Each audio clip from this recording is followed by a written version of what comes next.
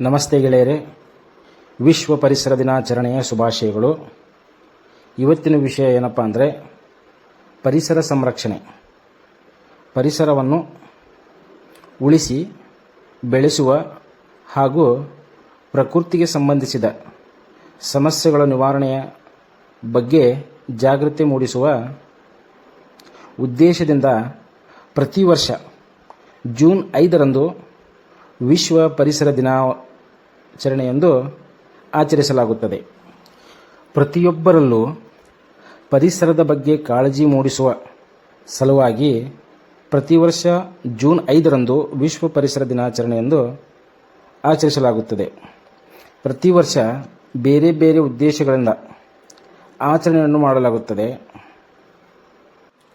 ಉದಾಹರಣೆಗೆ, ಜೀವಿಗಳ ಪೋಷಣೆಯಲ್ಲಿ ಪರಿಸರ ಪ್ರಮುಖ ಪಾತ್ರವನ್ನು ವಹಿಸುತ್ತದೆ.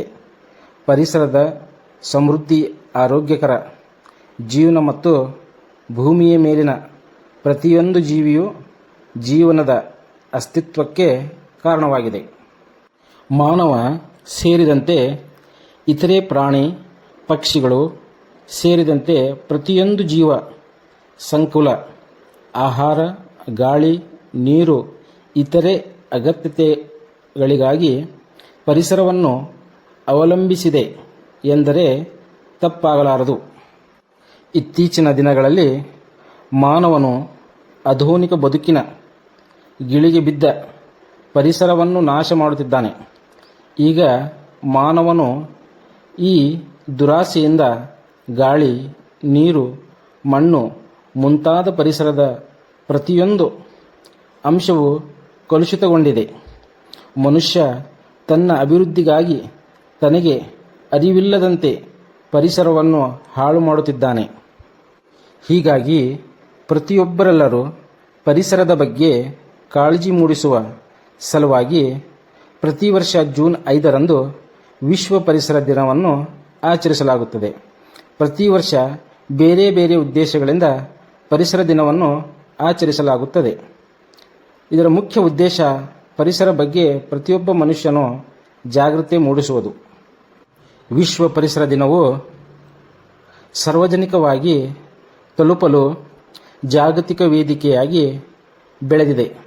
ಪ್ರತಿ ವರ್ಷ 143ಕ್ಕೂ ಹೆಚ್ಚು ದೇಶಗಳು ಈ ದಿನದಲ್ಲಿ ಭಾಗಿಯಾಗುತ್ತವೆ. ಪ್ರತಿ ವರ್ಷ ವಿಶ್ವ ಪರಿಸರ ದಿನವನ್ನು ವಿವಿಧ ಉದ್ದೇಶಗಳಿಗೆ ಆಚರಿಸಲಾಗುತ್ತದೆ.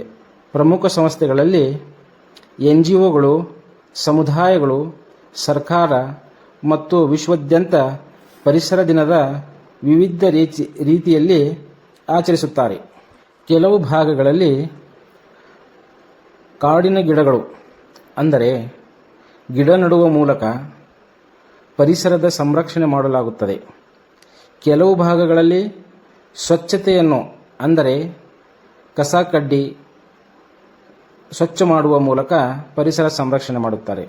ಕೆಲವು ದೇಶಗಳಲ್ಲಿ ನೀರಿನಲ್ಲಿ ಬಾಟಲಿಗಳು ಹಾಗೂ ಮಾಲಿನ್ಯ ಸೇರಿದಂತೆ ಹಲವಾರು ರೀತಿಯ ಕಾರ್ಯಕ್ರಮಗಳನ್ನು ಆಯೋಜನೆ ಮಾಡಿಕೊಂಡು ವಿಶ್ವ ಪರಿಸರ ದಿನಾಚರಣೆಯನ್ನು ಆಚರಿಸುತ್ತಾರೆ. ಪರಿಸರ ದಿನಾಚರಣೆ ಪ್ರತಿಯೊಬ್ಬ ರೈತರಲ್ಲಿ ಪ್ರತಿಯೊಬ್ಬ ಮನುಷ್ಯನಿಗೆ ಅವಶ್ಯಕ.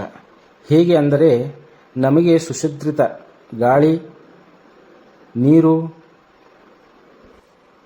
ರೈತರು ಇದರಲ್ಲಿ ಮಹತ್ವದ ಉದಾಹರಣೆ ಆಗಬೇಕು.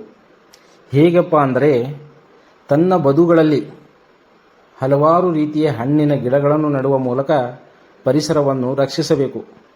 ಹಾಗಾದರೆ ನಿಮಗೆ ಮಳೆ, ಗಾಳಿ, ತೇವಾಂಶ ಎಲ್ಲ ಬರುತ್ತದೆ. ಈಗಿನ ರೈತರು ಏನು ಮಾಡುತ್ತಿದ್ದಾರೆ ಅಂದರೆ ಹೊಲದಲ್ಲಿ ಇರುವಂತಹ ಗಿಡಗಳನ್ನು ಕಡಿದು ಆ ಬದವನ್ನು ಒಡೆದು ಭೂಮಿಯನ್ನು ಆಳುತ್ತಾರೆ. ಹಾಗಾಗಿ ರೈತರಿಗೆ ಮಳೆಯ ತೊಂದರೆ, ಬರಗಾಲದ ತೊಂದರೆ, ಅತಿವೃಷ್ಟಿ, ಅನಾವೃಷ್ಟಿ ಹಲವಾರು ಕಾರಣಗಳಿಂದ ಬೇಸತ್ತು ಹೋಗಿದ್ದಾರೆ. ಹಾಗಾಗಿ ಹಲವಾರು ರೈತರು ಆತ್ಮಹತ್ಯೆಗೂ ಕೂಡ ಮಾಡಿಕೊಳ್ಳುತ್ತಿದ್ದಾರೆ. ಇದರಿಂದ ಎಚ್ಚೆತ್ತುಕೊಂಡು ಪ್ರತಿಯೊಬ್ಬ ರೈತರು ತನ್ನ ಹೊಲದ ಬದುಗಳಲ್ಲಿ ಗಿಡ ನೆಡುವ ಮೂಲಕ ಪರಿಸರ ದಿನಾಚರಣೆಯನ್ನು ಆಚರಿಸಬೇಕು. ಈ ನನ್ನ ಪುಟ್ಟ ವಿಡಿಯೋದಲ್ಲಿ ತಿಳಿಸಿದಂತಹ ಮಾಹಿತಿ ನಿಮಗೆ ಸರಿ ಅನಿಸಿದರೆ ನನ್ನ top tech in Karnataka YouTube ಚಾನಲ್ನು ಸಬ್ಸ್ಕ್ರೈಬ್ ಮಾಡಿಕೊಂಡು ಬೆಲ್ ಐಕಾನನ್ನು ಪ್ರೆಸ್ ಮಾಡಿ ಹಾಗೂ ಈ ವಿಡಿಯೋ ನಿಮಗೆ ಇಷ್ಟವಾಗಿದ್ದರೆ ಬೇರೆಯವರಿಗೆ ಶೇರ್ ಮಾಡಿ.